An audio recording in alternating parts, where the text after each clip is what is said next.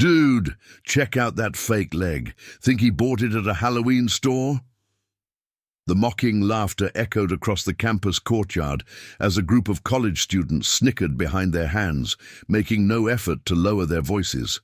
The subject of their ridicule, a man in his mid-30s with a prosthetic leg visible below his khaki shorts, continued walking steadily toward the administration building, his face betraying no emotion, but something in his eyes, a flash of contained steel, suggested this was a man who had weathered far worse than juvenile taunts. 20 minutes later, the same courtyard fell into stunned silence as 6 men in civilian clothes but unmistakable military bearing converged on the campus, their purposeful stride and vigilant eyes immediately commanding respect from everyone, except those who had been laughing earlier. Before we jump back in, tell us where you're tuning in from, and if this story touches you, make sure you're subscribed, because tomorrow I've saved something extra special for you. Major James "Hawk" Harrison moved through life with quiet determination. The prosthetic leg that replaced his left limb below the knee was neither hidden nor flaunted, simply another part of his reality, earned during his 3rd deployment to Afghanistan, when an IED turned his combat mission into a fight for survival. After 16 surgeries and 14 months of grueling rehabilitation, he had adapted to his new normal with the same methodical focus that had made him an exceptional Green Beret. The titanium and carbon fiber limb was functional, efficient, and occasionally uncomfortable in humid weather, much like the memories it represented. At 42, Hawk had transitioned from active duty to civilian life, but maintained deep connections with his former unit. Now he served as a special consultant for Veterans Affairs while pursuing a master's degree in international security studies at Westridge University. His apartment near campus was Spartan but comfortable, a tidy 1-bedroom with minimal furniture, framed maps on the walls, and a collection of books that revealed his continued interest in global conflict resolution and military history. His neighbors knew little about him beyond his polite nods in the hallway and his occasional early morning runs that somehow seemed more disciplined than other joggers. Nothing in his demeanor suggested that he had once led elite special operations teams into some of the most dangerous regions on Earth, or that the president had personally awarded him the Silver Star for actions his official record described only as extraordinary heroism in combat operations. His military service remained largely private, not from shame or trauma, but from the ingrained operational security that had become second nature during his years in Special Forces. Hawk didn't talk about his achievements or the classified missions that had shaped international events without making headlines. He had made peace with being the quiet professional, content to know what he had accomplished without requiring public recognition. On this particular Wednesday, Hawk was visiting the university's administrative offices to resolve an issue with his veterans' benefits paperwork. The GI Bill covered his tuition, but a clerical error had resulted in a system flag that threatened to delay his monthly housing allowance, an inconvenience he hoped to resolve quickly so he could focus on his upcoming midterm examinations. The Financial Aid Office had requested his in-person signature on several forms, necessitating this unplanned visit during what would normally have been his study period. As he crossed the central courtyard of Westridge University's sprawling campus, Hawk was focused on mental preparation for his afternoon seminar on asymmetric warfare, a subject where his practical experience significantly outweighed the theoretical knowledge of his professors, though he was careful to participate respectfully without undermining their academic authority. The spring weather had drawn students outdoors, clustering in groups around the manicured lawn areas, some studying, others simply socializing between classes. Hawk didn't immediately notice the group of 5 students lounging near the fountain, their designer clothes and casual postures suggesting the comfortable entitlement of those who had never faced serious adversity. He might have passed them without incident if not for the sudden drop in their conversational volume, followed by poorly suppressed laughter that years of situational awareness training immediately identified as directed at him. "Dude, check out the fake leg. Think he bought it at a Halloween store." The comment, deliberately pitched to be audible, came from a young man with carefully styled hair and expensive sneakers that had clearly never seen actual athletic use. "Maybe he's auditioning for a pirate movie," added another, this one wearing a fraternity sweatshirt with Greek letters that Hawk recognized from previous encounters with entitled campus behavior. $10 says he's faking it for the parking spots," a third chimed in, drawing more snickers from the group. Hawk continued walking without breaking stride or acknowledging their comments. This wasn't the first time he'd encountered ignorance regarding his prosthetic, though usually people had enough basic decency to keep their thoughts to themselves. His expression remained neutral, the discipline of countless high-stress operations serving him well in maintaining his composure. Responding would only validate their immaturity and distract him from his purpose on campus. The group, perhaps emboldened by his lack of reaction, decided to escalate. One of them, a lanky student in a branded polo shirt, stepped directly into Hawk's path, smartphone raised horizontally. "Hey, Robocop, mind if I get a TikTok with that high-tech leg? My followers would love it." The student's smirk conveyed his expectation that this older man with a disability would either awkwardly comply or become flustered, either reaction promising entertainment value for his social media audience. Hawk stopped, meeting the student's gaze with calm intensity. He said nothing for 3 full seconds, long enough for the student's smirk to falter slightly. "No," Hawk finally responded, his voice low and even. "I don't consent to being recorded." He stepped around the student and continued toward the administration building. "Preparing and narrating this story took us a lot of time, so if you are enjoying it, subscribe to our channel. It means a lot to us. Now back to the story. Whatever, man, it's a free country, the one you pretend you fought for." The student's retort carried a dismissive arrogance that suddenly silenced his companions, who seemed to realize he had crossed a line from mockery into something more offensive. Hawk paused momentarily, considering whether this warranted further response. Deciding it didn't, he continued walking, but not before cataloging the faces of each student with the automatic precision that had once helped him identify potential threats in crowded marketplaces halfway around the world. It wasn't about retaliation. He had endured far worse than juvenile taunts during his military career, but about situational awareness, an ingrained habit from years of operations where overlooking details could have fatal consequences. Inside the administration building, Hawk completed his paperwork efficiently, explaining the situation to the Veterans Affairs Coordinator, a former Navy corpsman named Diana Mitchell, who had been helpful since his enrollment at Westridge. "Everything looks in order now, Major Harrison," Diana said, using his former rank as she always did, a small acknowledgement of respect that never failed to register with him. "The system should process the correction within 48 hours, and your allowance won't be delayed." "Thank you," Hawk replied with a nod of appreciation. "I have class until 1600 today. Is there anything else you need from me before then?" Diana hesitated, then lowered her voice slightly. "Actually, there is something unrelated I wanted to mention. The university is organizing a panel discussion on military-civilian relations next month. The president specifically asked if you might be willing to participate, given your background." Hawk's expression revealed mild surprise. He generally avoided public speaking about his service. "What exactly would this entail?" "Just sharing your perspective on the transition to civilian life, challenges veterans face in academic settings. That sort of thing," Diana explained. "No pressure to discuss classified operations or anything personal you're not comfortable sharing."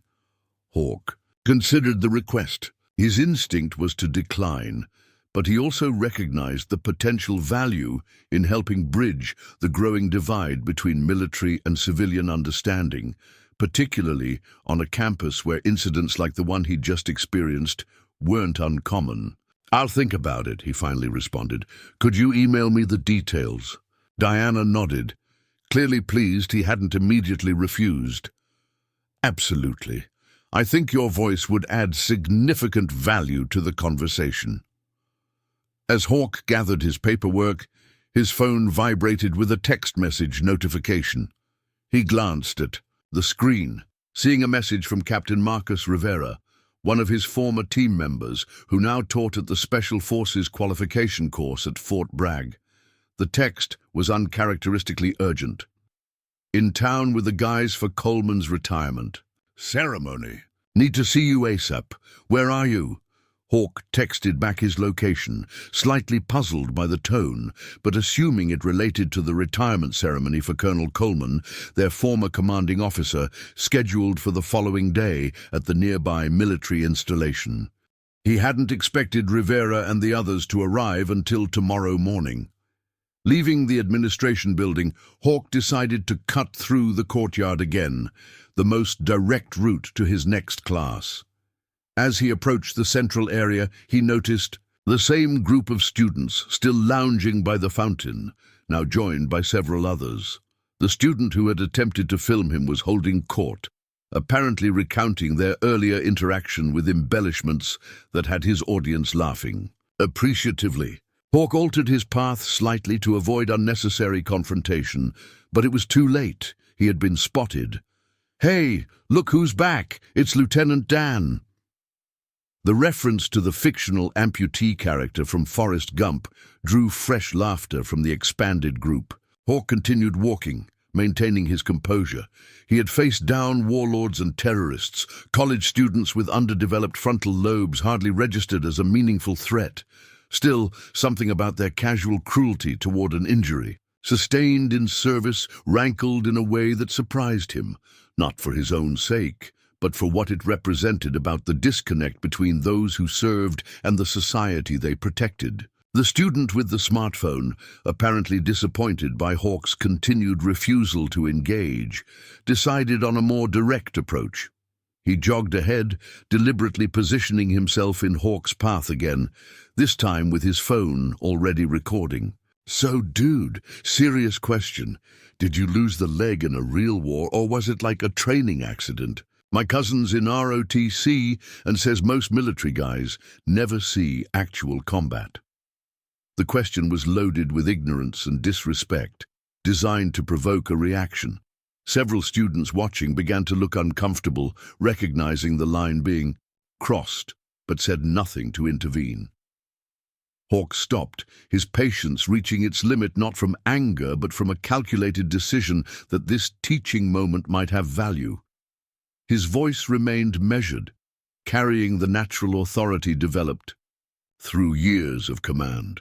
"Young man, you have the right to your opinions and the freedom to express them because generations of men and women have sacrificed to secure those rights. Some sacrificed limbs." He gestured calmly toward his prosthetic. "Some sacrificed their lives. Your freedom to mock that sacrifice was purchased at a price you clearly don't comprehend." The courtyard had grown quieter, students from beyond the immediate group pausing to observe the interaction. The smartphone wielder seemed momentarily thrown by Hawk's controlled response, but quickly recovered his bravado. "Whatever, man. I'm just asking questions. Freedom of speech, right? Isn't that what you military types are always going on about protecting?" Before Hawk could respond, a new voice entered the conversation, firm, authoritative, and carrying an unmistakable edge of controlled anger. "Freedom of speech doesn't mean freedom from consequences." The statement came from a man approaching from the campus entrance, Captain Marcus Rivera, wearing civilian clothes but projecting unmistakable military bearing. He wasn't alone. 5 other men accompanied him, walking with the synchronized precision of those accustomed to moving as a unit, even in casual settings. To untrained eyes, they might have appeared to be ordinary men in their 30s and 40s, dressed in jeans and button-down shirts. But anyone with military experience would immediately recognize the vigilant eyes constantly scanning the environment, the balanced stance ready to respond to threats, and the quiet confidence that came from facing and surviving situations far more dangerous than a college campus confrontation. The students fell silent, instinctively recognizing a shift in the dynamics of the situation. These weren't professors or campus security. These men carried themselves with the unmistakable presence of predators among prey, though their expressions remained professionally neutral. "Major Harrison," Rivera addressed Hawk formally, surprising the students who had been mocking what they assumed was an ordinary disabled man. "Colonel Coleman's ceremony has been moved up. The general is asking for you specifically." The smartphone, still recording, captured the shifting expressions of its owner as understanding slowly dawned that the man he had been mocking held military rank and apparently warranted the personal attention of a general. Rivera turned his attention to the student, his gaze assessing and dismissive in the same glance. "You might want to put that phone away, son, unless you want to explain to your followers how you harassed a Silver Star recipient who lost his leg pulling 3 civilians from a burning vehicle after an IED strike." The other Green Berets had positioned themselves in a loose semicircle, not threatening but definitively present.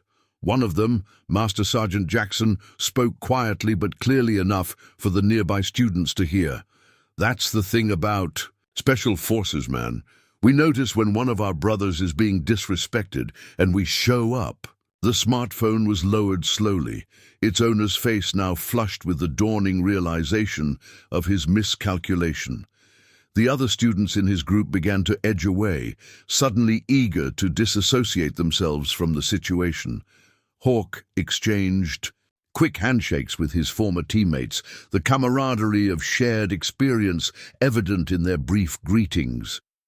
To the watching students, the transformation was remarkable. From what they had perceived as an isolated target for mockery to the clear center of respect among men whose very presence commanded attention. "I need to notify my professor I'll be missing class," Hawk told Rivera, his demeanor shifting subtly as he rejoined the familiar company of his unit. "Already taken care of," Rivera replied with a slight smile. "We stopped by the department. First, your professor said, and I quote, 'Tell Major Harrison I said it's an honor and his paper deadline is extended.'" The student who had been recording, now visibly uncomfortable but still clinging to fragments of his earlier bravado, attempted to salvage the situation. "Look, man, no disrespect intended. We were just having some fun. I support the troops and everything." Master Sergeant Jackson turned toward him, his expression neutral, but his eyes hard with the memory of carrying wounded teammates to medevac helicopters. "Supporting the troops isn't a bumper sticker, kid. It's understanding that some of us carry visible reminders of our service and others carry invisible ones. Either way, treating those sacrifices as a joke shows exactly who you are." Another team member, Captain Wilson, added quietly, "That prosthetic you were mocking." The major received it after he remained in a burning vehicle, continuing to extract civilians despite his own injuries. The citation for his Silver Star mentions exceptional valor under direct enemy fire. The student's friends had now completely abandoned him, melting away into the growing crowd of onlookers. Several other students in the vicinity were recording. The interaction on their phones, the tables completely turned. Hawk, uncomfortable with becoming the center of attention, but recognizing the educational opportunity, addressed the smartphone student directly. "I don't want your apology. I want you to learn something. Every veteran you encounter has a story you can't see from the outside. Some of us have prosthetics, some have traumatic brain injuries, some battle depression or PTSD. What we all share is that we signed up, knowing we might have to give everything for people we'd never meet, including people who might mock our sacrifices. The courtyard had grown completely silent, students and faculty alike watching the interaction with rapt attention. Rivera checked his watch. "Major, we should move out. The colonel's waiting, and you know how he gets about punctuality." Hawk nodded, then delivered a final message, not just to the smartphone student, but to the entire watching crowd. Freedom isn't free.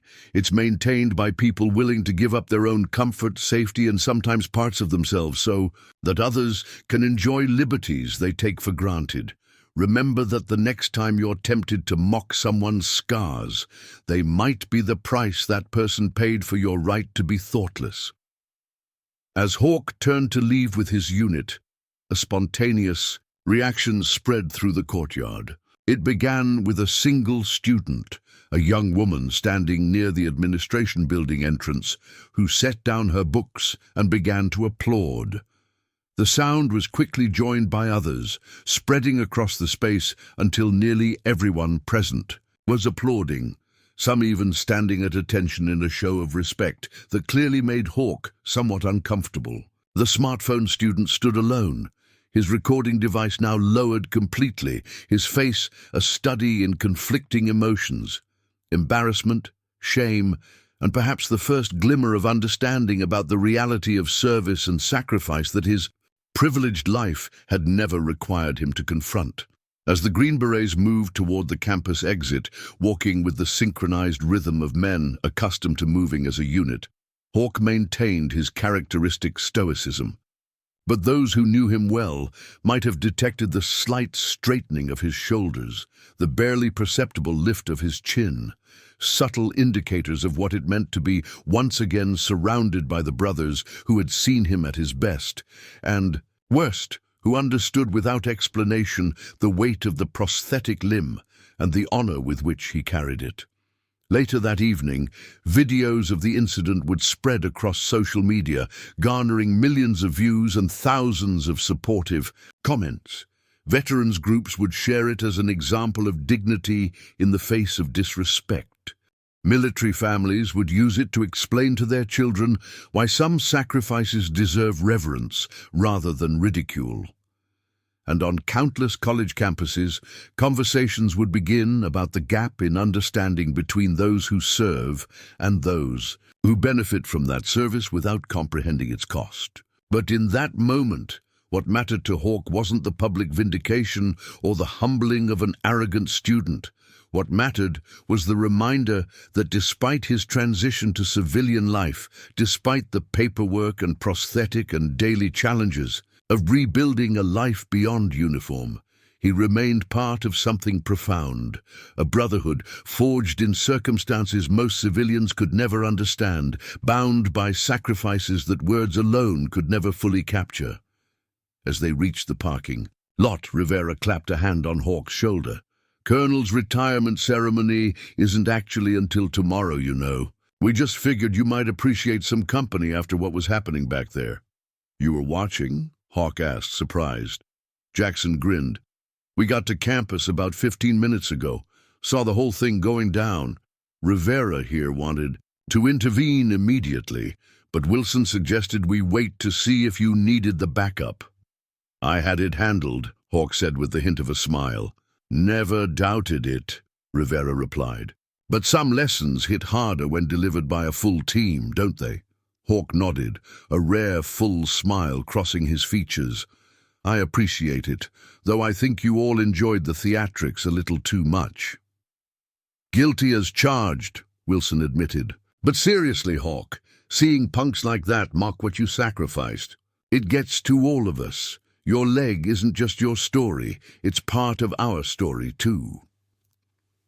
The simple truth of that statement settled over the group. In special forces, individual sacrifices were also team sacrifices. Individual honors reflected on the unit. No man stood entirely alone, even years after leaving active service. "So," Rivera continued, lightening the moment, "since we're all here a day early for Coleman's send-off, I believe protocol dictates we find the nearest establishment, serving appropriate refreshments, and conduct a thorough reconnaissance of their offerings. For security purposes, of course. The suggestion drew knowing chuckles from the group. Some traditions transcended time and circumstance. As they moved toward their vehicles, a voice called out from behind them, "Excuse me, Major Harrison." They turned to see a young woman hurrying across the parking lot, the same student who had started the applause in the courtyard. She approached with respectful hesitation, clearly intimidated by the presence of 6 green berets, but determined nonetheless. "I'm sorry to bother you," she said, addressing Hawk directly. "My name is Emily Chen.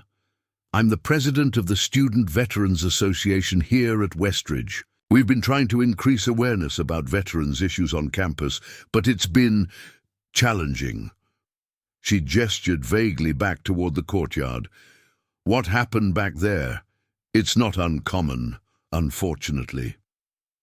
Hawk nodded, understanding. Immediately, universities were often disconnected from military culture, creating environments where veterans frequently felt misunderstood or isolated. "I was wondering," Emily continued, gaining confidence, "if you might consider speaking at our next event. We're trying to build bridges between student veterans and the wider campus community. After seeing how you handled yourself today, I think a lot of people would listen." Hawk glanced at his teammates, who watched with varying degrees of amusement, knowing his typical aversion to public speaking about his service.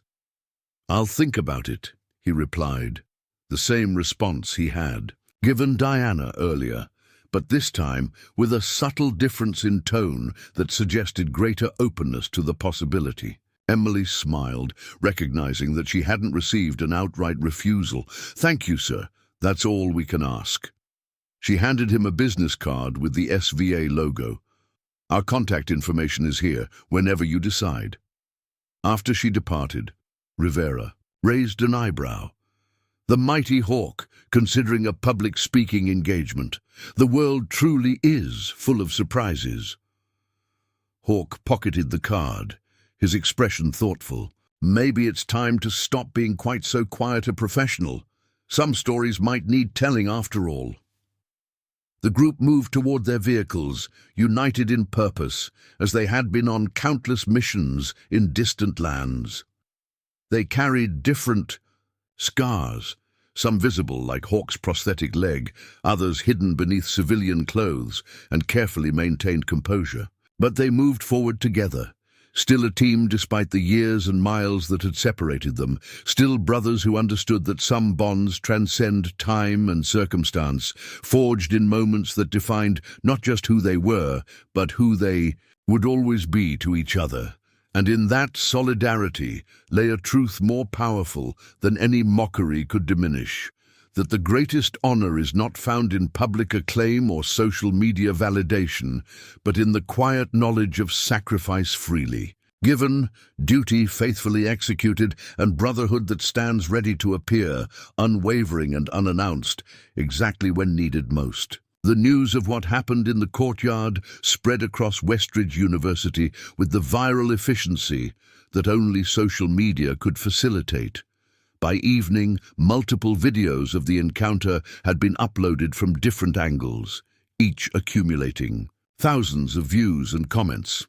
The smartphone student, now identified in comment sections as Tyler Brooks, a junior business major and legacy admission whose family name adorned one of the smaller campus buildings, had gone conspicuously silent. Online, his usual stream of posts abruptly ceased after several veterans groups had tagged him in the videos. What none of the videos fully captured was James Harrison's backstory, the journey that had led him from an ordinary childhood in rural Pennsylvania to special forces, from physical devastation to resilient recovery, and finally to this university campus where his quiet dignity had transformed a moment of mockery into a powerful lesson about respect and service.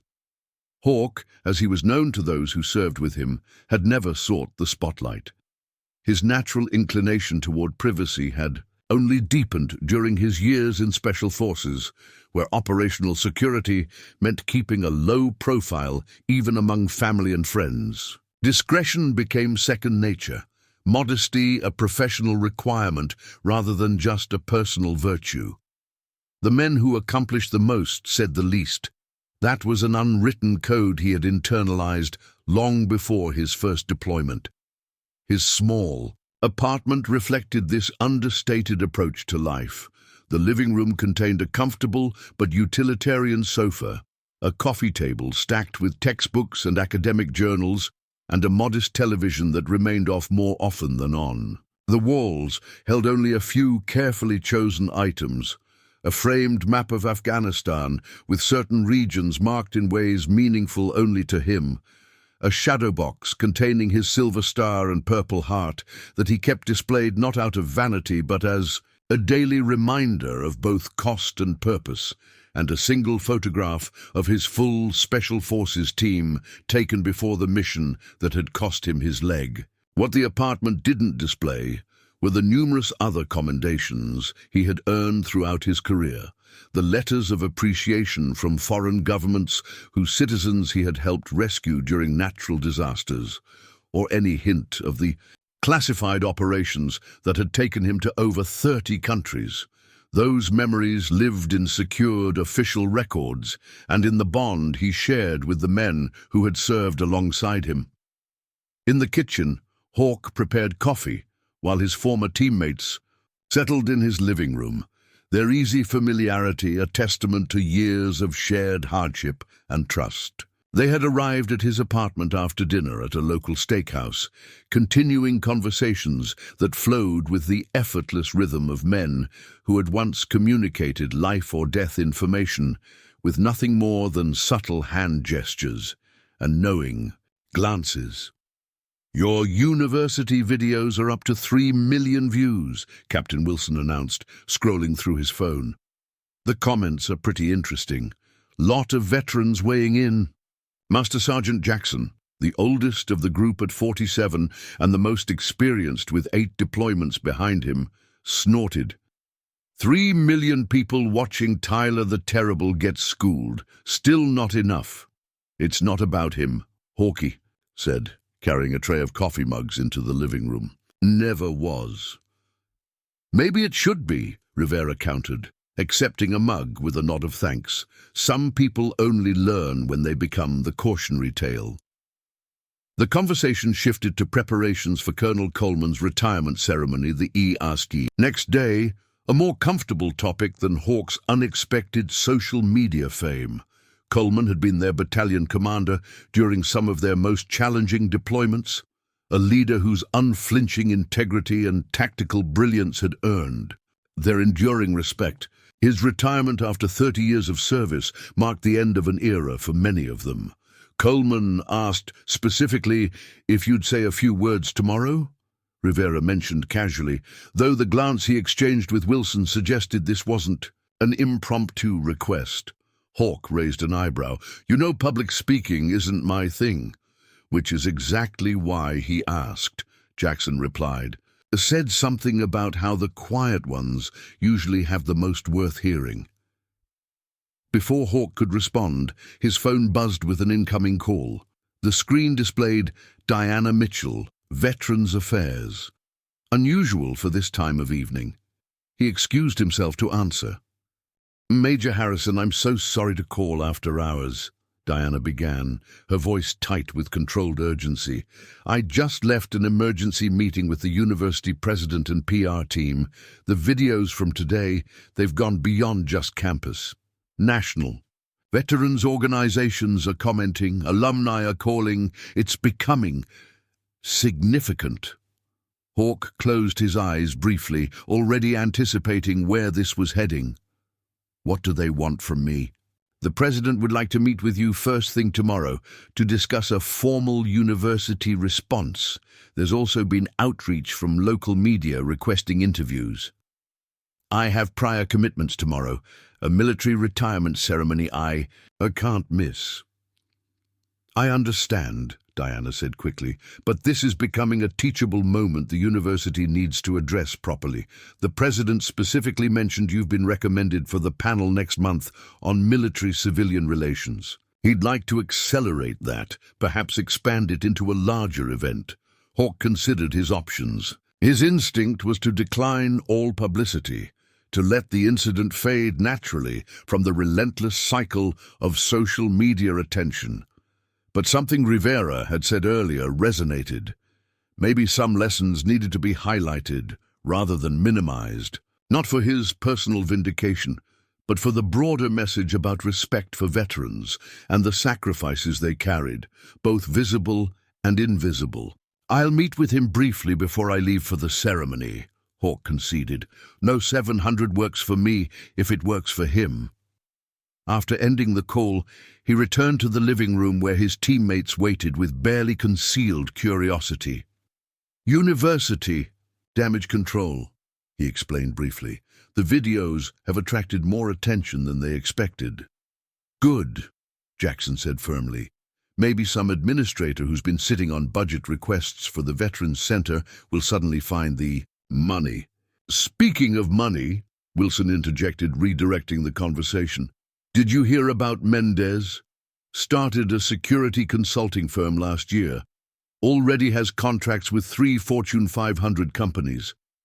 The team spent the next few hours catching up on former teammates now scattered across various civilian sectors and military assignments, sharing news of marriages, children, new careers, and ongoing deployments for those still in active service." Throughout the evening, Hawke was reminded of what he missed most about military life, not the adrenaline or even the sense of mission, but this unspoken bond with men who understood him at a fundamental level that civilians rarely could.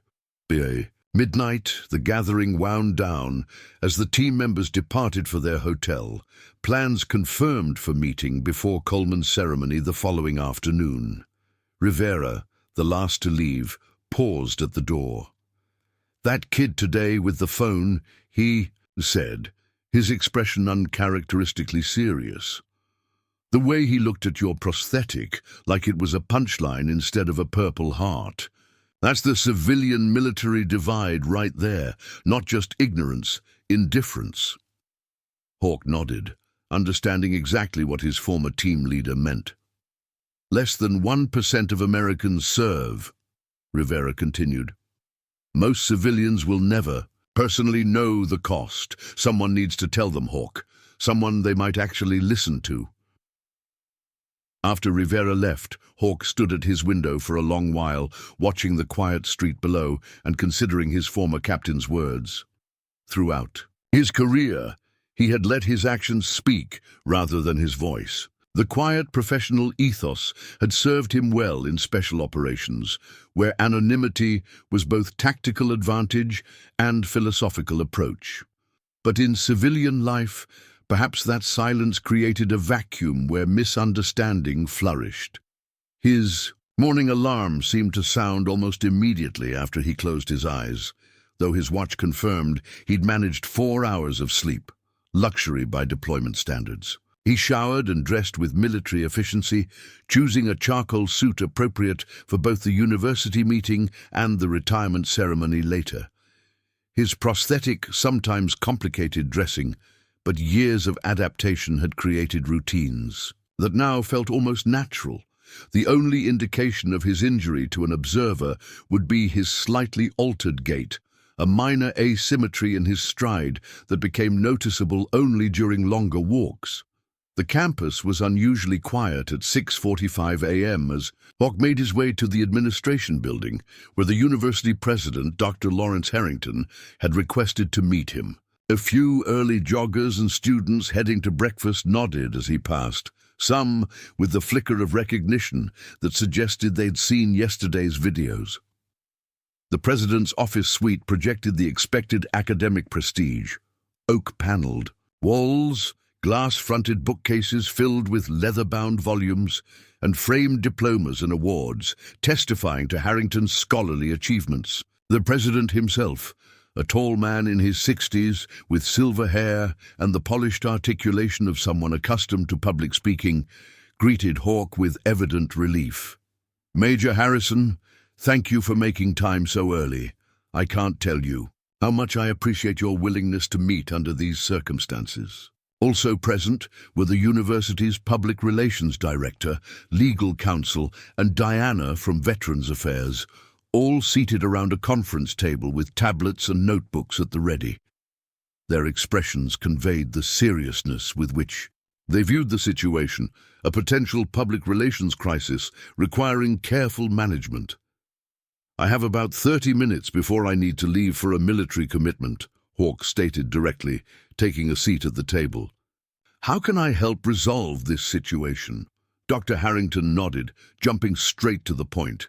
"The videos of yesterday's unfortunate incident have gone well beyond campus. Several national news outlets have contacted us, along with veterans, organizations, and concerned alumni. The university needs to respond appropriately, and we'd like your input on how best to do that." The PR director, a professionally dressed woman with the alert expression of someone who had managed many such situations, added, "We've prepared a statement condemning the disrespectful behavior and affirming the university's support for veteran students. We're also considering disciplinary action against the students involved." Hawke listened carefully, then responded with characteristic directness. "This isn't about punishment. It's about education." "I'm not sure I follow," the legal counsel said, frowning slightly. "Those students displayed ignorance, not malice," Hawke explained. "They've grown up in a society where military service is increasingly rare and remote from their experience. Punishing them might satisfy public outrage, but it won't address the underlying disconnect." The room fell silent as they considered his perspective. "What would you suggest instead?" Dr. Harrington asked, genuine curiosity in his tone. "Education," Hawke replied simply. "Not just for those specific students, but for the campus community." Diana mentioned a panel discussion on military-civilian relations. "Expand that. Create a series of events where veterans can share their experiences directly with students who've never had to consider military service. Put faces and stories to the abstract concept of sacrifice." The PR director was already taking notes, her expression brightening. "That's actually brilliant from a communications perspective. Transforms a potential crisis into a positive initiative." "The student who recorded me, Tyler Brooks," Hawke continued, "instead of suspension or public shaming, require him to complete community service hours at the VA hospital. Let him meet veterans who've sacrificed far more than I have. Let him see the human cost of the freedoms he takes for granted." Dr. Harrington leaned forward, clearly intrigued by this approach. "You're suggesting restorative rather than punitive measures." "Exactly. Punishment creates resentment, education creates understanding. Which serves your university's mission better?" For the next 20 minutes, they outlined a comprehensive approach. A series of campus events featuring veteran speakers, an expanded curriculum offering on military history and contemporary service challenges, new support initiatives for the Campus Veterans Center, and community partnerships with local veteran service organizations. "This is far more constructive than I anticipated," Dr. Harrington admitted as their meeting concluded. "I expected you might want public apologies, disciplinary hearings." "Those wouldn't solve the real problem," Hawke replied, standing to indicate the meeting's end. "The problem isn't a few disrespectful students. It's the growing gap between those who serve and those who benefit from that service without understanding its cost." "Would you be willing to lead the first panel discussion?" Diana asked hopefully. "Your perspective would be invaluable, especially after yesterday's events." Hawke hesitated, his natural reticence warring with the recognition that sometimes leadership required visibility. He thought of Rivera's words from the previous night about someone needing to tell civilians what service really meant. Yes, he finally agreed. But not as a reaction to yesterday. This needs to be about something larger than one incident or one veteran's experience.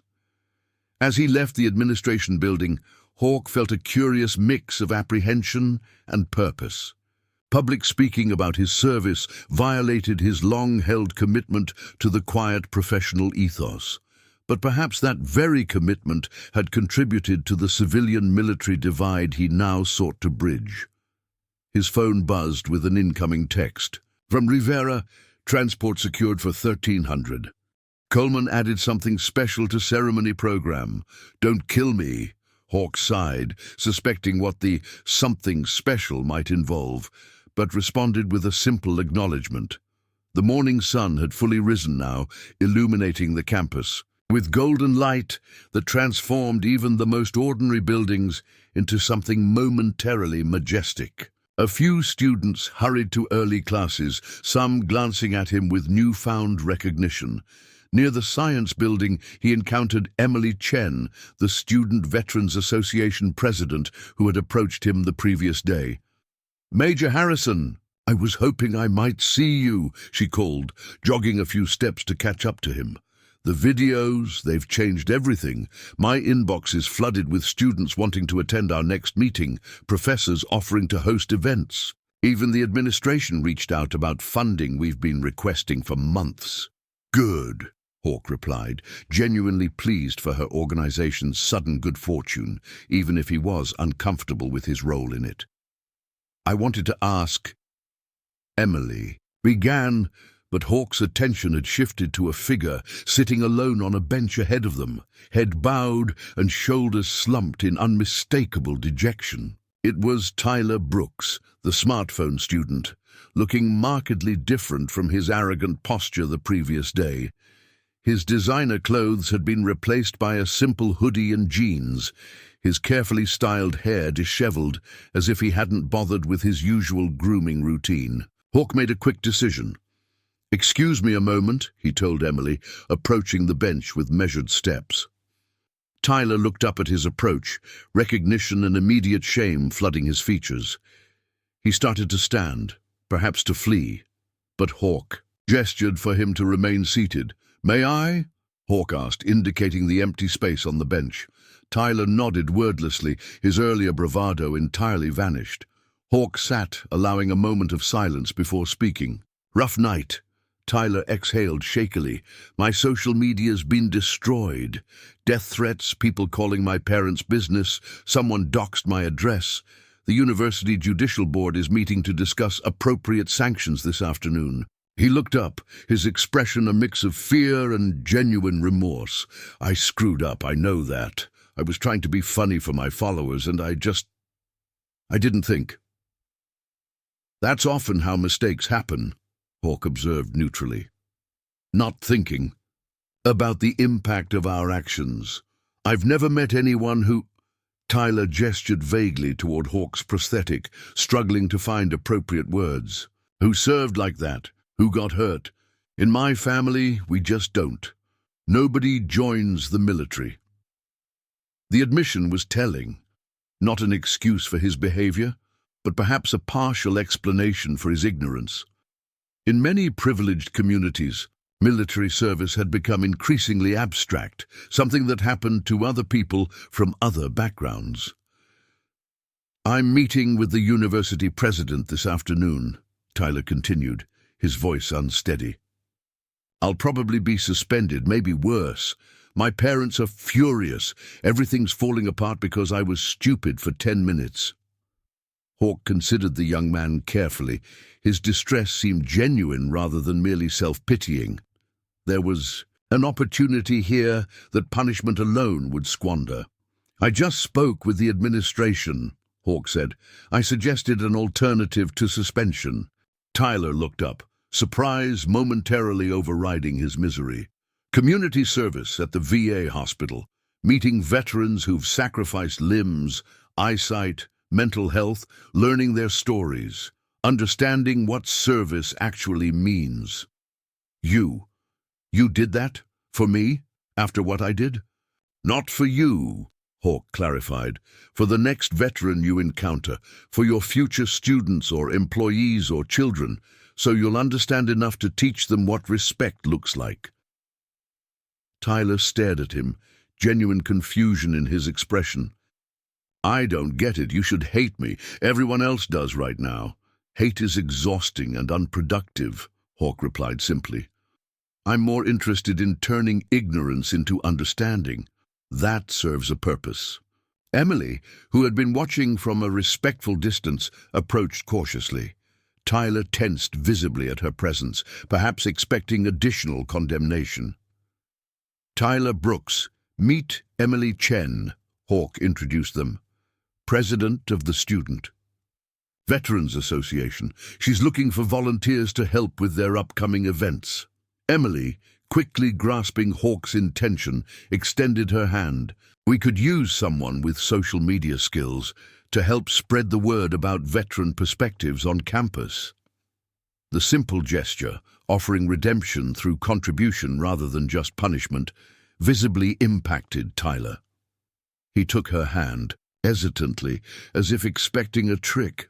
I'd like to help, he said quietly, if you'll let me. Hawk stood, checking his watch. I have a ceremony to attend. Emily can fill you in on what the SVA does. Tyler, mistakes define us only if we refuse to learn from them.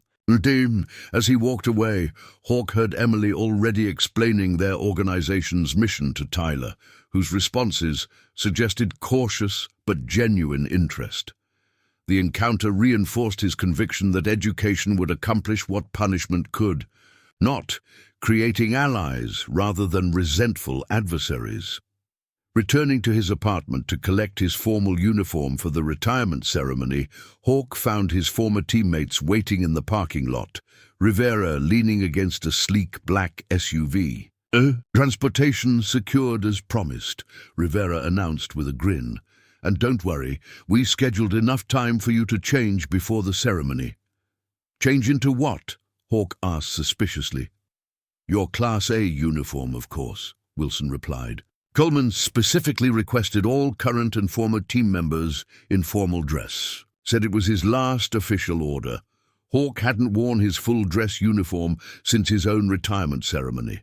The prospect stirred mixed emotions, pride in what it represented, but also awareness of how his prosthetic would alter its familiar silhouette.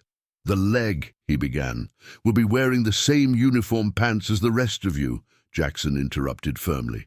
Nobody cares except you, Hawk. The simple truth of that statement settled over him. His teammates had never defined him by his injury, only by his character, competence, and contribution to the team. Perhaps it was time he fully embraced the same perspective. Fine, he conceded. But someone owes me a drink afterward for this something special Coleman's added to the program. Rivera's too innocent expression confirmed Hawk's suspicion that whatever surprise awaited at the ceremony had been coordinated with his former team members' full knowledge and cooperation. But as they drove toward his apartment, the familiar banter resuming around him, Hawk found himself strangely at peace with whatever lay ahead. The events of the past 24 hours had shifted something fundamental in his approach to civilian life. The quiet professional would always be part of his identity, but perhaps being too quiet had its own costs. Some stories needed telling, some bridges needed building between the worlds of those who served and those who never would. And if his story could help construct those bridges, then perhaps breaking his silence served the mission after all. The military installation, where Colonel Robert Coleman's retirement ceremony would take place, stood in stark contrast to Westridge University's manicured campus. Where the university showcased architectural grandeur and aesthetic landscaping, Fort Hannigan projected functional purpose, utilitarian buildings, practical design, and an efficiency that prioritized mission over appearance. Yet for Hawk, driving through the main gate after showing his military ID carried a sense of homecoming that the university, for all its intellectual stimulation, had never provided. Security's gotten tighter since our last visit, Rivera observed, as they proceeded through multiple checkpoints. Coleman mentioned they've been upgrading the entire perimeter system. 3-layer biometric verification at sensitive access points now, Wilson added. Retinal, fingerprint, and gait analysis. Jackson snorted. All that technology, and nothing beats having someone like Coleman in charge who can spot trouble before the fancy cameras do. That was the essence of Coleman's legendary status among those who had served under him. While he understood and utilized advanced technology, his true gift had been his innate ability to read people, situations, and threats with almost preternatural accuracy. During one particularly harrowing operation in northern Afghanistan, Coleman had aborted a mission, based solely on what he later described as the wrong kind of quiet in a village they were approaching. Satellite intelligence had later confirmed that an ambush had indeed been prepared. His instinct had saved the entire team. The retirement ceremony was scheduled to take place in the base's Memorial Auditorium, a venue typically reserved for events of significant military importance. As they approached the building, Hawk noticed an unusual number of high-ranking officers arriving, including 2 generals he recognized from Joint Special Operations Command. "Bigger turnout than your standard retirement," he commented to Rivera. "Coleman affected a lot of careers," Rivera replied with a meaningful glance, "including some very senior ones." Inside a private room designated for ceremony participants, Hawk changed into his Class A uniform, the formal dress blues that represented the pinnacle of military presentation. His teammates did the same, the familiar ritual of preparation, creating a comfortable silence broken only by occasional requests for assistance with insignia placement or uniform adjustments. Hawk had privately worried that his prosthetic might complicate wearing the uniform trousers, but the high-quality dress blues settled perfectly over his prosthetic leg, the tailored fabric revealing no obvious difference between his natural and artificial limbs. When he examined himself in the full-length mirror, the reflection showed not a wounded veteran, but a decorated Special Forces officer whose bearing and presence remained undiminished by physical alteration. Master Sergeant Jackson, noticing Hawk's brief self-assessment, approached and adjusted Hawk's combat infantryman badge with the casual authority of a senior NCO who had performed this service countless times. "Still looking squared away, sir," Jackson said, using the formal address that had once been their professional standard. "Some things don't change, leg or no leg." A junior officer appeared at the door. "Gentlemen, the ceremony will begin in 10 minutes. Colonel Coleman asked to speak with Major Harrison privately before it starts." Hawk followed the officer down a short hallway to a small office where Colonel Robert Coleman waited. At 62, Coleman remained imposing, 6'3" with the ramrod posture of a lifetime soldier, his silver hair cut in the same precise style he had maintained for decades. His dress uniform displayed the accumulation of 30 years, distinguished service, rows of ribbons and medals that told the story of a career spanning multiple conflicts and special operations across the globe. "James," Coleman greeted him, using Hawk's first name as he always did in private settings. "Good to see you in uniform again." They shook hands with the firm grip of men accustomed to direct communication, both physical and verbal. "Congratulations on your retirement, sir," Hawk responded, "though the military is losing one of its finest officers." Coleman waved away the compliment. 30 years is enough. Time to let the next generation take the reins." He gestured toward 2 chairs. "Sit with me a moment." As they sat, Coleman studied Hawk with the penetrating gaze that had made junior officers nervous throughout his career, the look that seemed to assess not just appearance, but character and capability in a single glance. "I've seen the videos from your university," Coleman said without preamble. "Interesting situation. Hawk should have known Coleman would be aware of the incident. The Colonel's intelligence network had always extended far beyond official channels." Just a misunderstanding, Hawke replied, minimizing the event out of habit. No, Coleman corrected firmly. It was a teaching opportunity, one you handled with exactly the restraint and dignity I would have expected. He leaned forward slightly. But that's not why I wanted to speak with you privately. Coleman opened a folder on the desk beside him, removing what appeared to be official documentation. I've been asked to discuss something with you. A request from people who don't make requests lightly. Hawke's interest sharpened immediately. Coleman's tone suggested this was not a casual conversation, but something with significant implications. You're aware of the Advanced Tactical Leadership Program? Coleman asked. Hawke nodded. The ATLP was an elite training initiative established 3 years earlier, designed to prepare special operations personnel for increasingly complex global threats that combined conventional warfare, cyber operations, and psychological components. Its existence was not classified, but its specific curriculum and selection criteria were closely guarded. They're establishing a new civilian component, Coleman continued, recognizing that modern conflicts require integrating military strategy with diplomatic, academic, and technological expertise. They need someone to help design and lead it, someone with both the operational experience and academic credentials to bridge those worlds. The implication hung in the air between them. Hawke had both, his Special Forces background combined, with his advanced academic work in international security studies, made him uniquely qualified for such a role. Why me? He asked directly. There are others with similar backgrounds. Because of what happened yesterday, Coleman replied, surprising him. Not the incident itself, but your response to it. The program needs someone who can communicate effectively with civilians who have no military framework. Someone who can translate between those worlds without losing patience or perspective. He handed Hawke the folder. The formal offer is in here. Full details, security clearance requirements, compensation. You'd be based primarily at the War College, with periodic travel to other training locations. The position starts next quarter, which would allow you to complete your current academic semester. Hawke accepted the folder but didn't open it.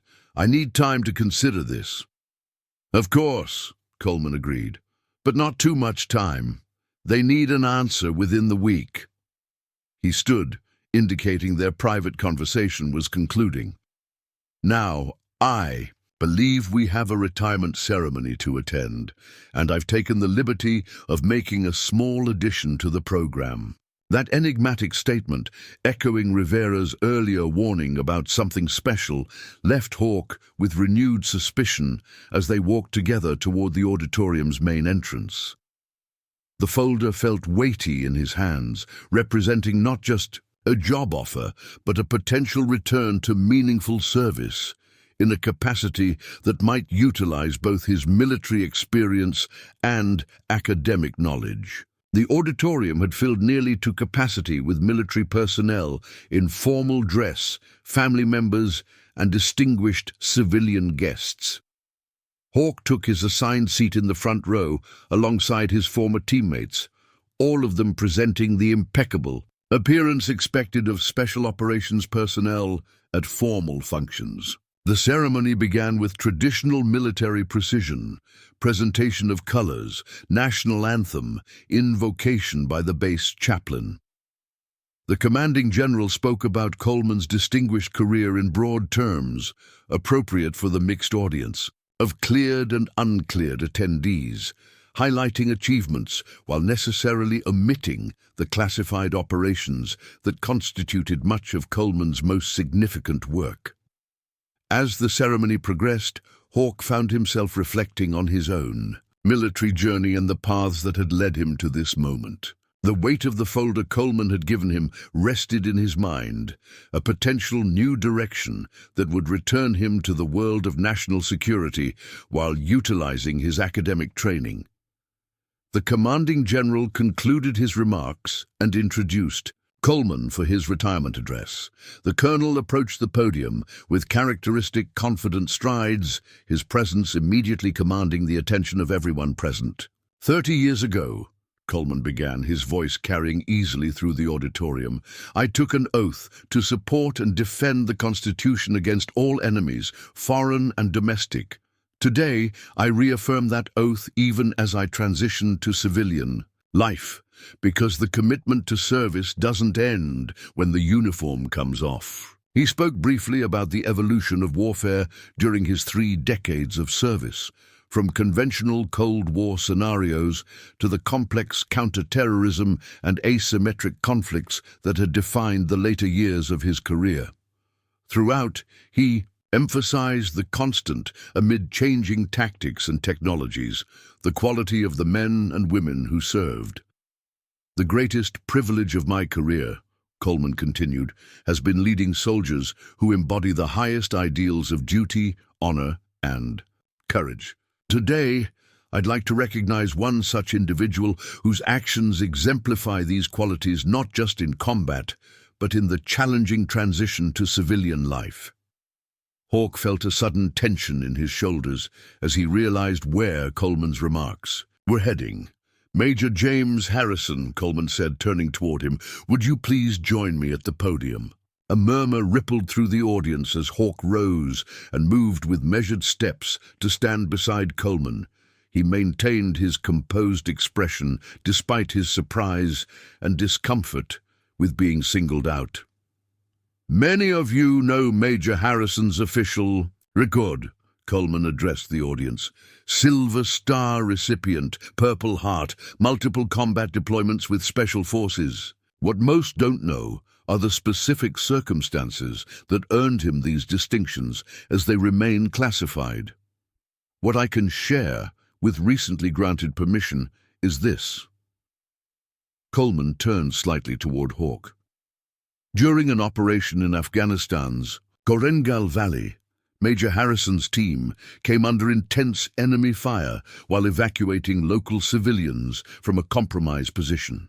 When their vehicle was hit by an IED, Harrison, despite sustaining severe injuries, including what would later require amputation of his left leg below the knee, continued coordinating the evacuation while returning fire to cover his team and the civilians. The auditorium had fallen completely silent, every eye fixed on the 2 men at the podium.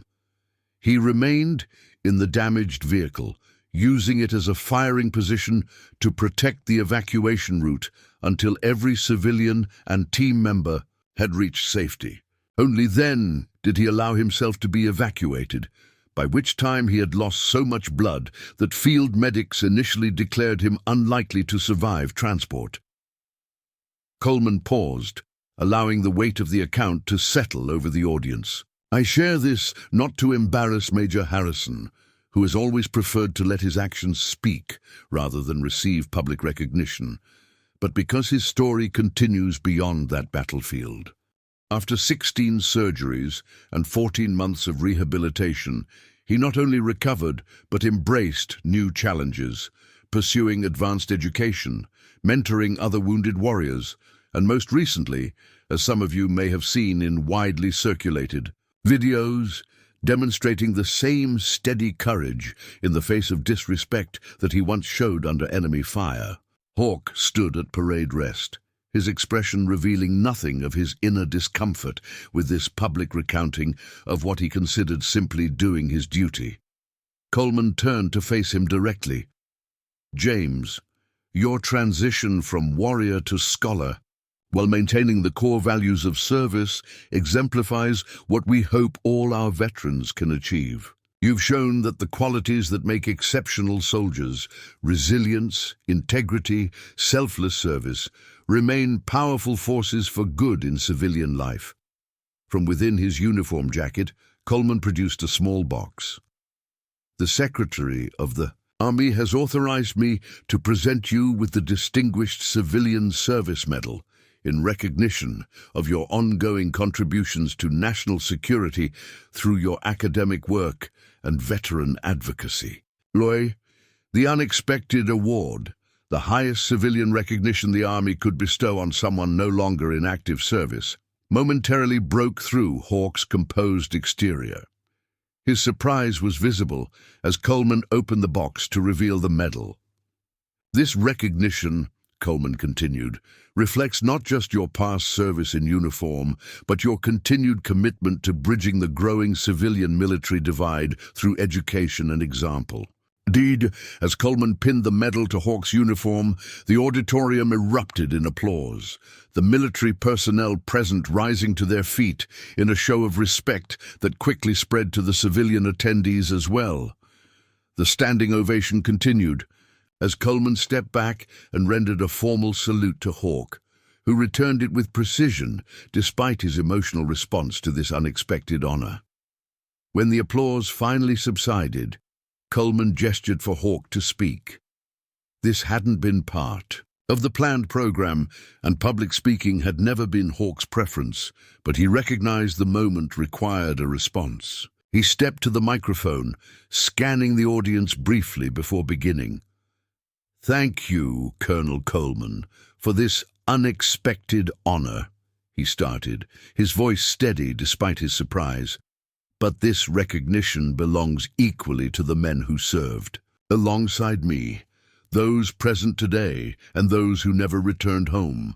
He paused, gathering thoughts he hadn't prepared to share publicly. "Yesterday, a young college student mocked my prosthetic leg, seeing it as something strange or even comical rather than what it really is. A reminder that freedom requires sacrifice, that security comes at a cost that someone must be willing to pay." The auditorium remained completely silent, hundreds of people leaning forward slightly to catch every word. "I don't share this for sympathy or outrage, but because it illustrates a growing reality in our society. As fewer Americans have personal connections to military service, the gap in understanding widens. That gap isn't bridged through anger or resentment, but through education, conversation, and mutual respect." Hawke gestured toward his former teammates in the front row. "These men, and countless others like them, continue serving long after, taking off the uniform, bringing the values and perspective of military experience into boardrooms, classrooms, and communities across the nation. That ongoing service, often unrecognized, strengthens our society in ways both seen and unseen." He turned slightly toward Coleman. "Colonel, as you transition to civilian life today, I know you'll continue serving in new capacities, as you've always led by example. The uniform changes, but the commitment remains." Returning his attention to the broader audience, Hawke concluded, "This medal honors not just one action or one individual, but the enduring bond between those who serve in uniform and the society they protect, a bond that requires constant renewal through mutual understanding and respect. Thank you." As Hawke stepped back from the microphone, the auditorium again erupted in applause. He returned to his seat, somewhat relieved to be out of the spotlight, but aware that Coleman's public recognition and the Distinguished Civilian Service Medal had fundamentally altered his preferred anonymity. The remainder of the ceremony proceeded, according to tradition, concluding with Coleman's final salute as an active duty officer and the retirement of his personal colors. At the reception following the ceremony, Hawke found himself approached by numerous attendees, senior officers, fellow veterans, and civilian officials who had witnessed the unexpected award presentation. He responded to their congratulations with gracious brevity, maintaining his natural reserve while acknowledging their good wishes. General Phillips, the two-star who had presented Coleman with his retirement honors, made a point of speaking with Hawke privately. "Coleman told me about the ATLP civilian component offer," Phillips said after the initial congratulations. "It's an important initiative, perhaps more important than you realize. The next generation of conflicts will require leaders who understand both military and civilian perspectives intimately." "I'm considering it carefully, sir," Hawke replied. Phillips nodded. I expected nothing less. But consider this. You've already begun the work they're asking you to formalize. Yesterday's incident and your response to it demonstrate exactly the kind of bridge building this country needs. Before Hawke could respond, Emily Chen appeared at the edge of the reception area, looking somewhat out of place in her civilian clothes amid the sea of military uniforms. Hawke excused himself from General Phillips and approached her. "Emily, I didn't expect to see you here." She smiled, a mixture of apology and determination in her expression. "I hope it's okay. Captain Rivera mentioned the ceremony was open to the public, and I wanted to deliver some news in person." Hawke guided her to a quieter corner of the reception hall. "What news?" "The university president approved everything. The expanded veterans events, additional funding for the SVA, even a new course on military-civilian relations for next semester." Her enthusiasm was evident. "And he wants you to be involved in designing it, if you're willing." See, the synchronicity between the university's request and the ATLP civilian component offer struck Hawke as meaningful. Two opportunities to bridge the same fundamental gap from different institutional perspectives. "There's more," Emily continued. "Tyler Brooks, he's completely transformed. He came to our emergency SVA meeting last night, apologized to everyone, and then volunteered to create a social media campaign highlighting student veterans' stories. He's already interviewed 3 members." Hawke raised an eyebrow, genuinely surprised by this rapid evolution from mockery to engagement. "People can change when they're given the right opportunity," Emily said, echoing his own philosophy from their earlier conversation. "Sometimes they just need someone to believe transformation is possible." As they talked, Hawke noticed Rivera approaching with a determined expression that suggested additional developments. "Sorry to interrupt," Rivera said to Emily before turning to Hawke. "Coleman wants us both in the commander's office. Something about coordinating next steps." Hawke excused himself from Emily, promising to discuss the university initiatives further once he returned to campus. As he and Rivera walked toward the administrative building, Rivera finally grinned. "So, Distinguished Civilian Service Medal.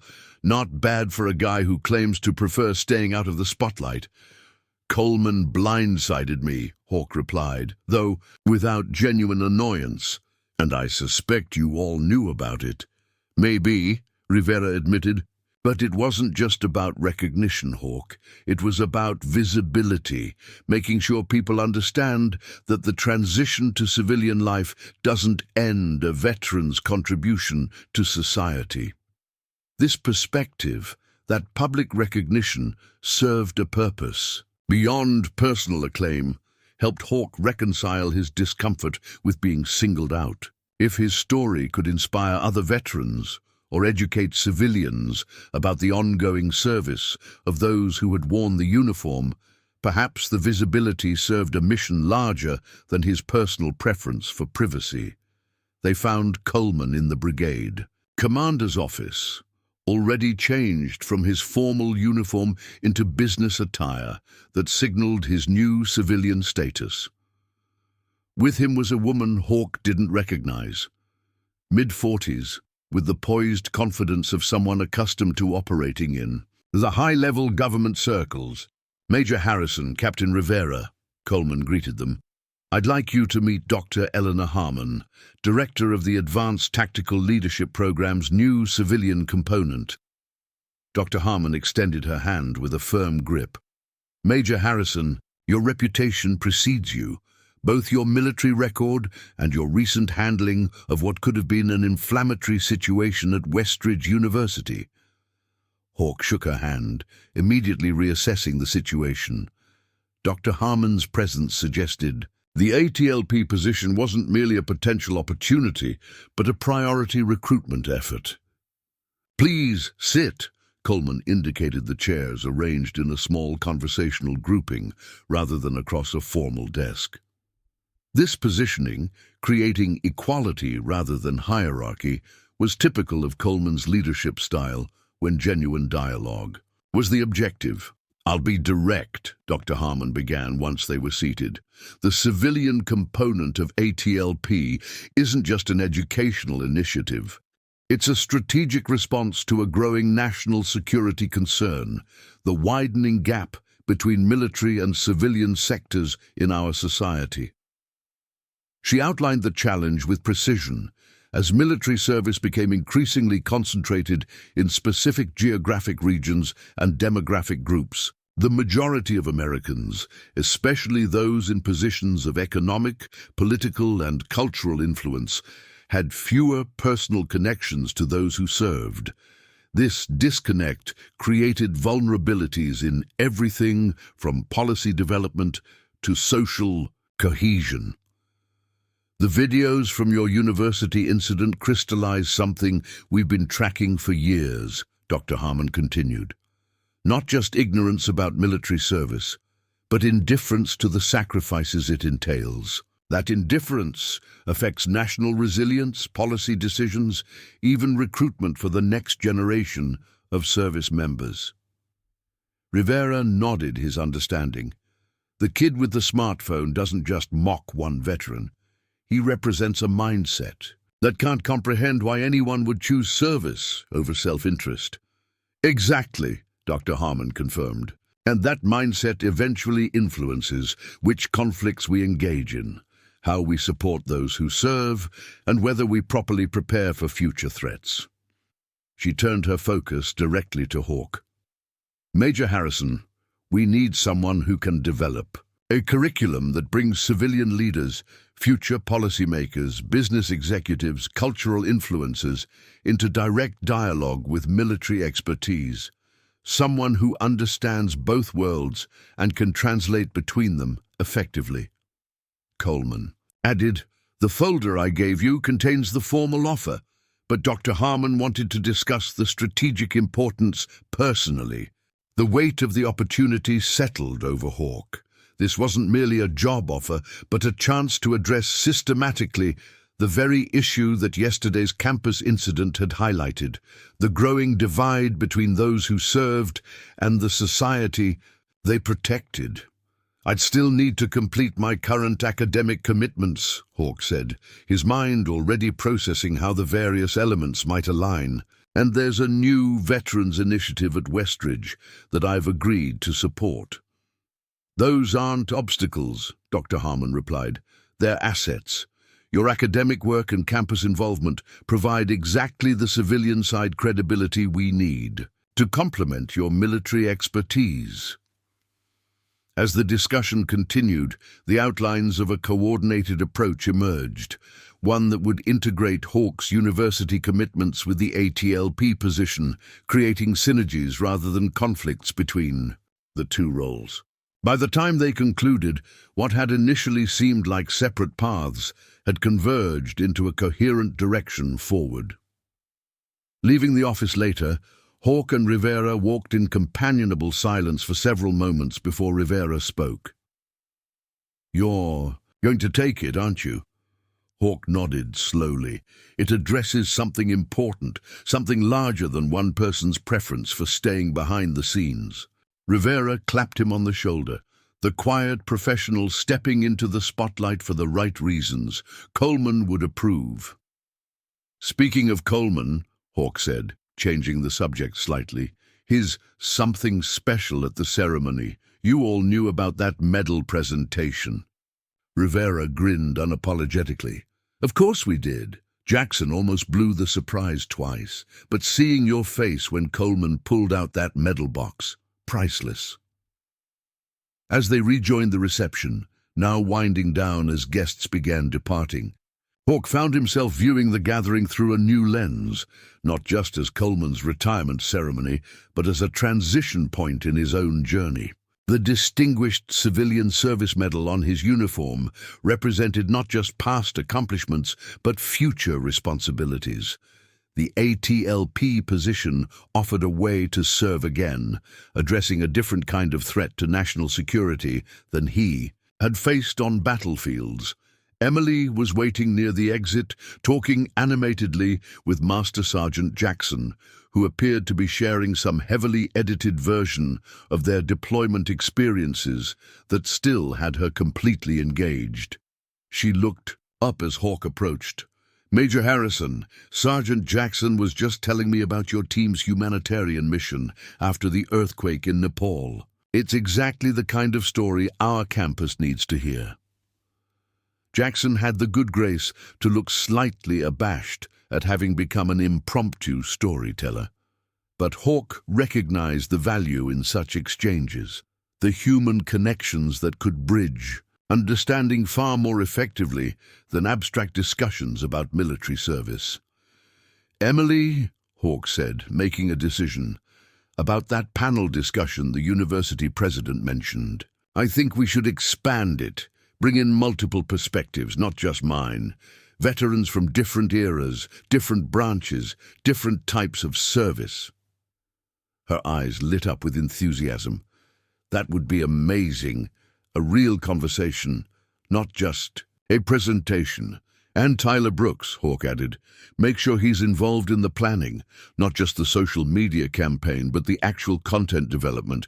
If he's serious about understanding, give him the opportunity to help create the bridge, not just cross it." As Emily noted these suggestions in her phone, Hawk caught Rivera watching with approving interest. His former team leader recognized, as Hawk did, that these small interactions, a student veteran engaging with experienced military personnel, a former mocker becoming an ally, a university creating space for genuine dialogue, represented the foundation of the broader understanding they hoped to build. The day had been unexpected in multiple ways. The public recognition at Coleman's ceremony, the ATLP recruitment meeting, Emily's appearance at the military base. Yet as Hawk prepared to leave, still in his formal uniform with the new medal, catching occasional glints of light, he felt a sense of alignment that had been missing since his medical retirement. The warrior-scholar identity that had sometimes felt divided between two worlds now seemed increasingly integrated, not despite yesterday's confrontation on campus, but because of how it had clarified his unique position at the intersection of military and civilian spheres. "Ready to head out?" Rivera asked as the reception concluded. Hawk nodded, glancing once more around the auditorium where Coleman's ceremony had taken place.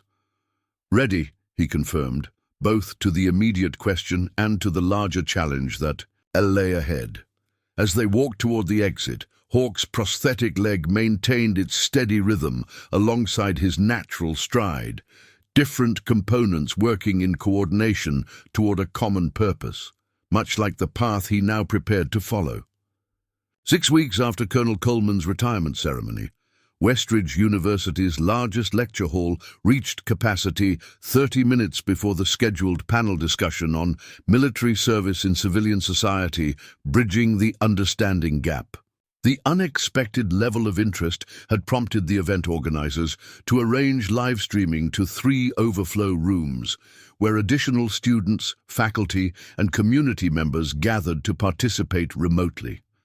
In a small preparation room adjacent to the main hall, Hawk adjusted his tie, navy blue, against a crisp white shirt, paired with a charcoal suit that balanced professional authority with approachable civility. He had deliberately chosen not to wear his uniform, despite having permission to do so. Tonight wasn't about projecting military authority, but about creating genuine dialogue across the civilian-military divide. "Nervous?" Emily Chen asked, clipboard in hand as she coordinated last-minute details with the efficiency of someone twice her age. "Focused," Hawk replied with a slight smile.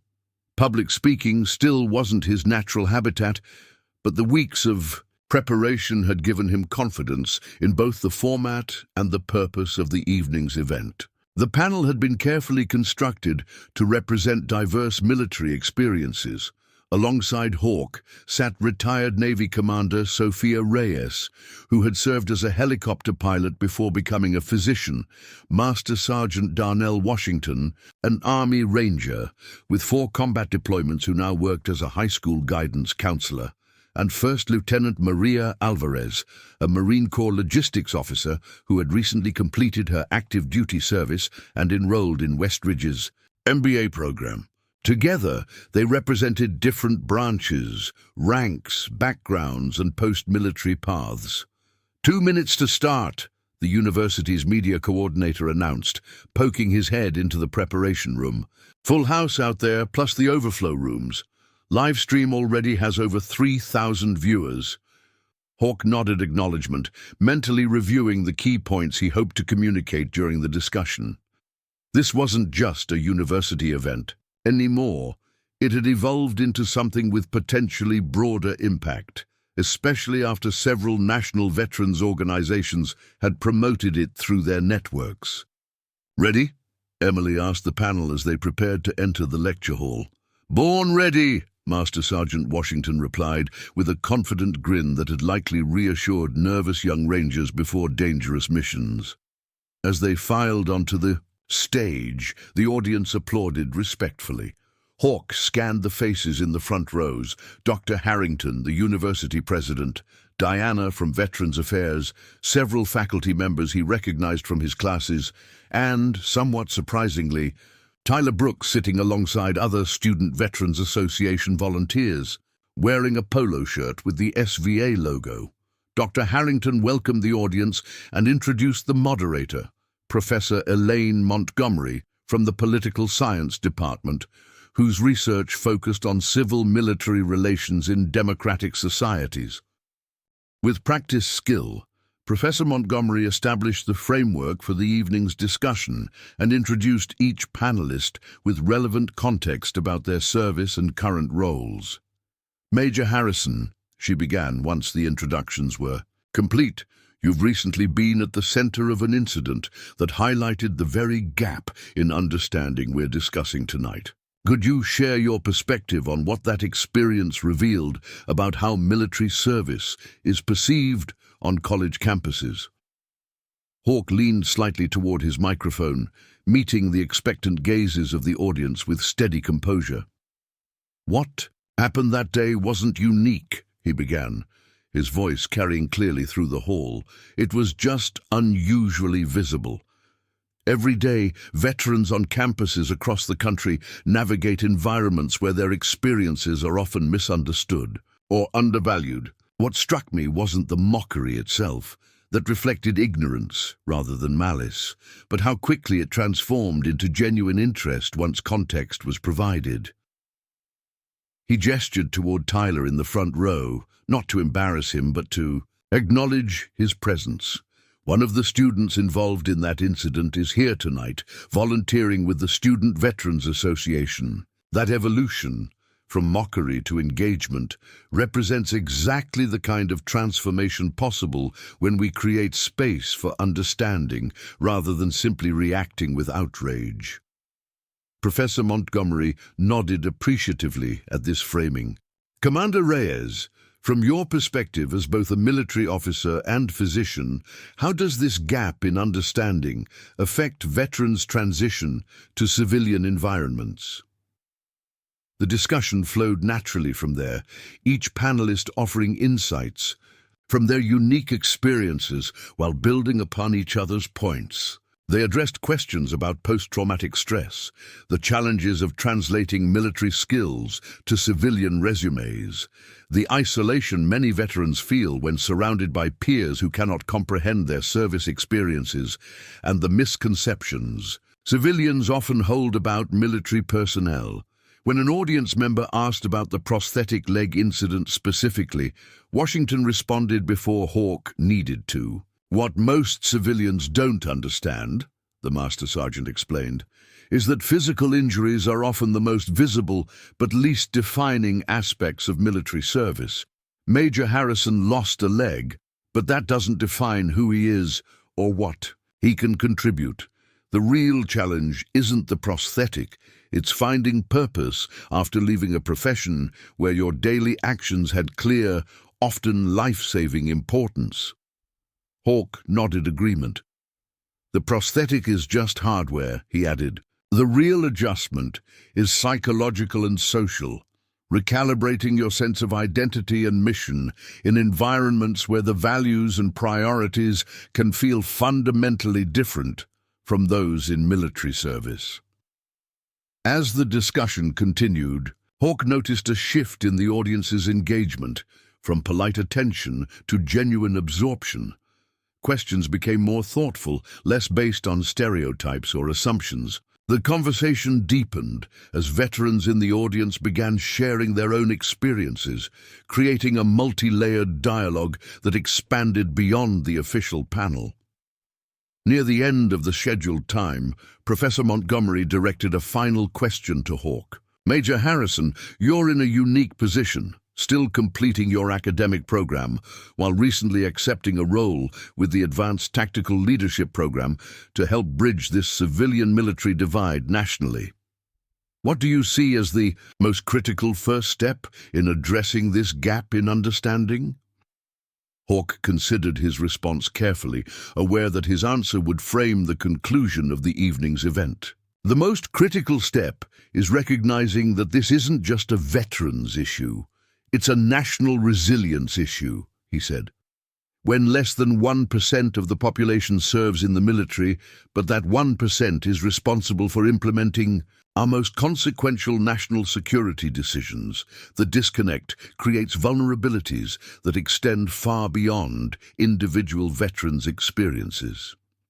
He leaned forward slightly, emphasizing his next point. We need to create conversations where both veterans and civilians recognize their shared responsibility in maintaining the healthy civil-military relations that democracy requires.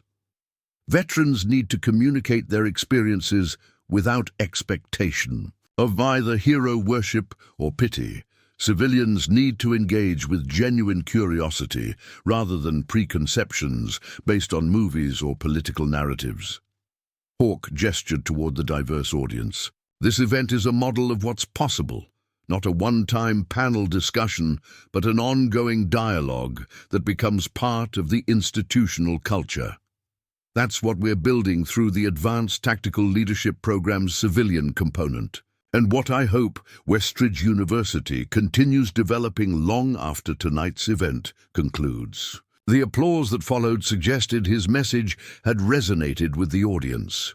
As Professor Montgomery wrapped up the formal portion of the evening, she invited attendees to continue conversations at the reception immediately following in the adjacent atrium.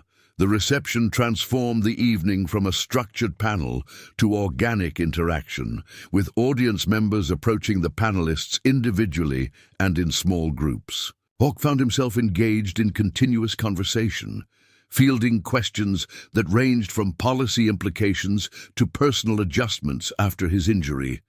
"Major Harrison," a voice called from nearby. Hawke turned to find Tyler Brooks approaching, looking simultaneously nervous and determined. "Do you have a moment?" Hawke nodded, excusing himself from his current conversation to give Tyler his attention. "I wanted to thank you," Tyler began, his former arrogance replaced by genuine humility. "Not just for what you did that day, not having me expelled or publicly humiliated when you could have, but for what happened after." "What happened after?" Hawke prompted, curious about Tyler's perspective. "The VA Hospital Community Service," Tyler explained. "It's been life-changing, honestly. I've been working with veterans in the rehabilitation unit, guys not much older than me, learning to use prosthetics, dealing with TBI, figuring out what comes next. They've shared stories I can't believe I never heard before." Hawke noted the transformation in Tyler's demeanor. The self-absorbed student who had mocked a prosthetic leg for social media attention had been replaced by someone showing authentic engagement with veterans' experiences. "One of the guys I work with, Ryan, lost both legs in Syria," Tyler continued. "He's my age exactly, But while I was going to frat parties, he was on his second deployment. He's never once complained about what happened to him. He just focuses on his rehabilitation goals and talks about how he wants to work with adaptive sports programs once he's mobile again. Different paths, different challenges, Hawk observed. Neither more valid than the other, but understanding both enriches our perspective. Tyler nodded eagerly. That's exactly it. I keep thinking about how narrow my worldview was. How I thought my experience was universal when it's actually incredibly privileged and limited. He hesitated before adding, I'm changing my major to public policy with a focus on veterans affairs. The SVA advisor is helping me apply for an internship with the VA next semester. This evolution, from mockery to meaningful engagement with veterans' issues, represented exactly the kind of transformation Hawk had hoped was possible when he suggested community service rather than punishment. Before he could respond, Diana, from Veterans Affairs, approached, accompanied by a distinguished-looking man in his 60s whom Hawk didn't recognize. Major Harrison, I apologize for interrupting, Diana said. This is Congressman William Tate, ranking member on the House. Veterans Affairs Committee. He specifically requested to meet you. The congressman extended his hand. Major Harrison, that was an exceptional panel, particularly your framing of the civilian-military divide as a national resilience issue rather than just a veterans' concern. Thank you, Congressman, Hawk replied, shaking his hand. It's a perspective I've developed through both military service and academic study.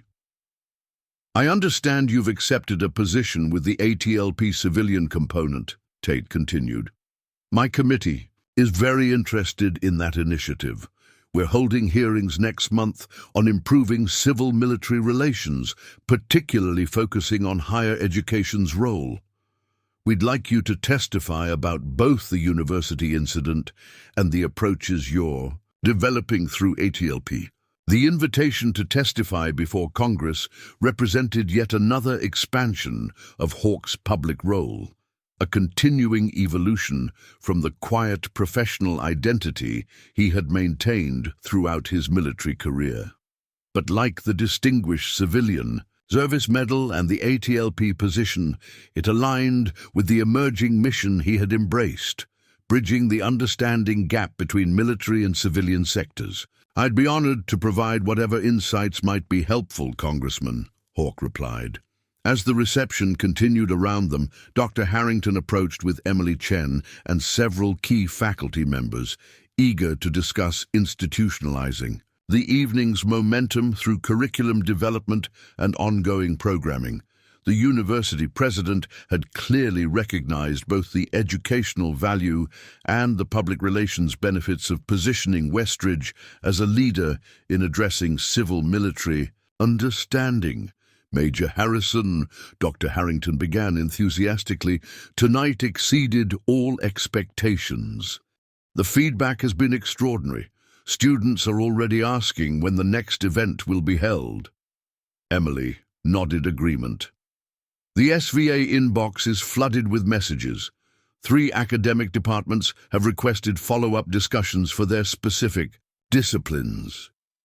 What had begun as a response to a single disrespectful incident had catalyzed institutional change. Exactly the kind of systemic impact Hawk had discussed with Dr. Harmon during their initial meeting about the ATLP position. The alignment between his university work and the national initiative was becoming increasingly clear, each strengthening the other. As the evening wound down, Hawk found a quiet moment to step away from the ongoing conversations. He moved to the edge of the atrium, observing the interactions continuing throughout the space.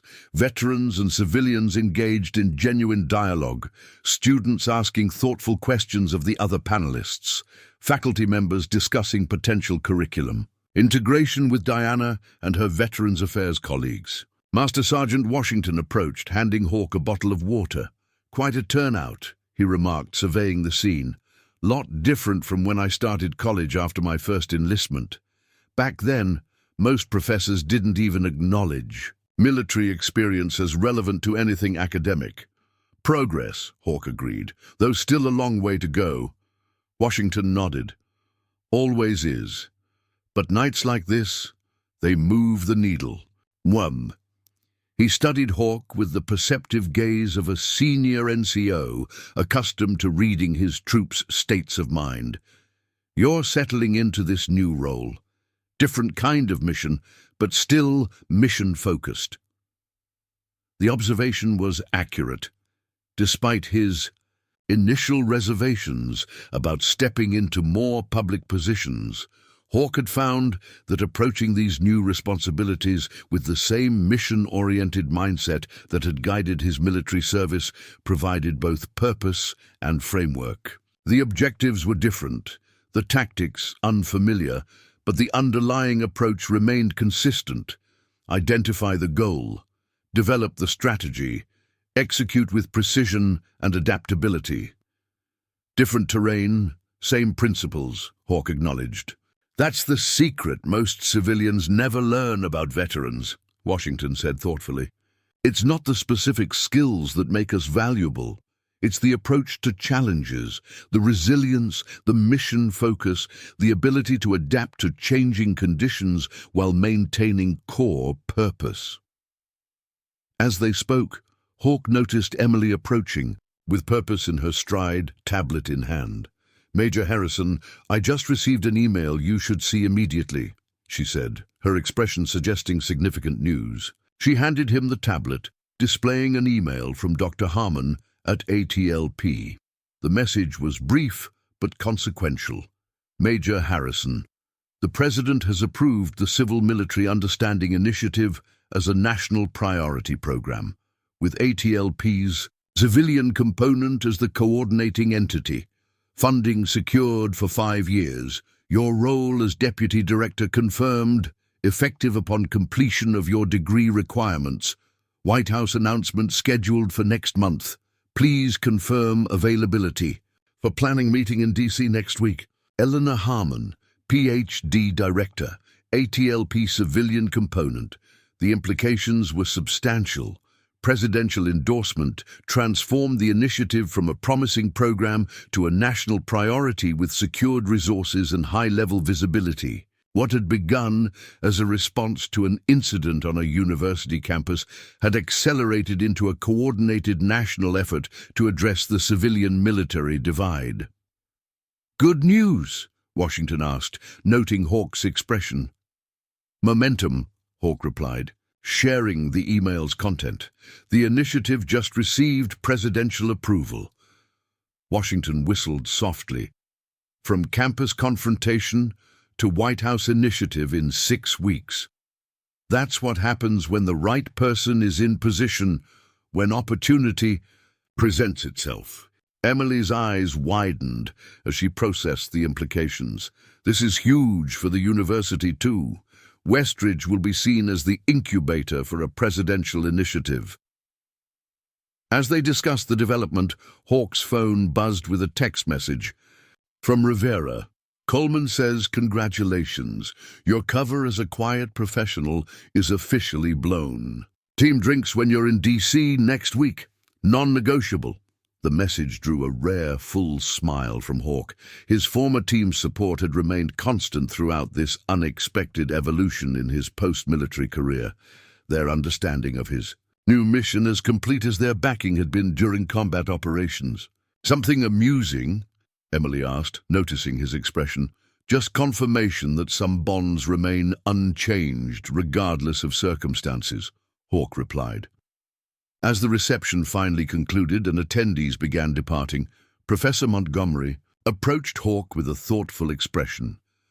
Major Harrison, I wanted to thank you personally for tonight. Academic discussions of civil-military relations often remain theoretical, but you and the other panelists brought authentic experience that transformed the conversation.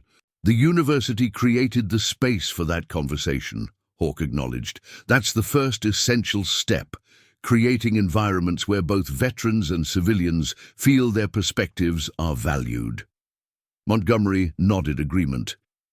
I've been researching this field for 15 years, but tonight gave me new insights to incorporate into both my teaching and published work. She hesitated before adding, I'm currently developing a book on the evolution of civil-military relations in the post-9/11 era. Your perspective would be invaluable if you'd be willing to contribute a chapter on the personal dimensions of bridging these worlds. The invitation represented yet another opportunity to translate his experience into broader impact, academic publication that might influence how future scholars and practitioners understood the civilian-military relationship. Hawke found himself considering it seriously rather than automatically declining as he might have just months earlier. Send me the details, he replied. I'd like to review the overall project before committing, but I'm open to the possibility. As he gathered his materials and prepared to leave, Hawke caught sight of Tyler speaking animatedly with a group of student veterans near the exit, gesturing toward the VA hospital where he'd been completing his community service hours. The transformation in the young man remained the most tangible evidence that understanding could replace ignorance when the right opportunities were provided. Outside the building, the spring evening had turned cool, stars visible above the campus buildings in the clear night sky. Hawke paused on the steps, reflecting on the journey that had brought him to this moment. From the battlefields of Afghanistan to a university auditorium, from combat operations to educational initiatives, from a career defined by necessary silence to one increasingly focused on communication and connection. Commander Reyes joined him, adjusting her jacket against the evening chill. Quite a night, she observed, though I suspect it's just the beginning for what you're building. For what we're all building, Hawke corrected. No single person can bridge this gap alone. Reyes smiled appreciatively at the distinction. True, but movements need catalysts, people who transform moments into momentum. She gestured back toward the building they'd just left. That mockery of your prosthetic could have been just another day of disrespect toward a veteran. Instead, you turned it into the starting point for something that might actually change how an entire generation understands military service. Her observation highlighted the unpredictable nature of impact, how a moment of disrespect had catalyzed a chain reaction leading to presidential initiative, congressional hearings, academic partnerships, and personal transformations. None of it would have happened if Hawke had simply ignored the smartphone student's mockery or responded with anger rather than measured dignity. The prosthetic was never the real issue, Hawke reflected. It was just the visible manifestation of the gap in understanding, something concrete that made the abstract disconnect tangible. And that's why you're the right person for this work, Reyes noted. You see beyond the immediate to the underlying patterns. That's as valuable in addressing social challenges as it was in special operations planning. As they parted ways, in the parking lot, Hawke found himself considering Reyes's perspective.